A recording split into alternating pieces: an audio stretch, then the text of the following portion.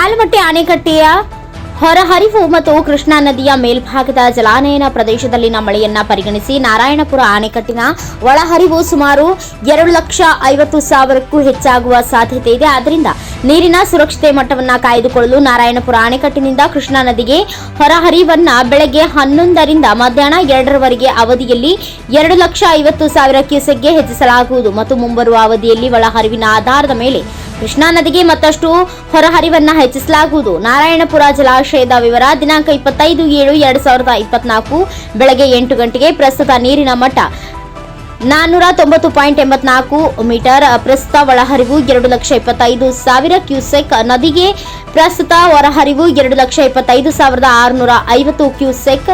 ಪ್ರಸ್ತುತ ಸಂಗ್ರಹ 27.212 ಟಿಎಂಸಿ. ಗರಿಷ್ಠ ಸಂಗ್ರಹ.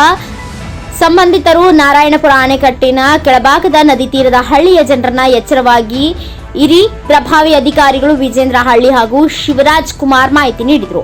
ಕ್ಯಾಮರಾಮ್ಯಾನ್ ಲಾಲ್ ಸಿಂಗ್ ರಾಠೋಡ್ ಜೊತೆ Shivu Rathod, NKS TV4 news, Narayanapura.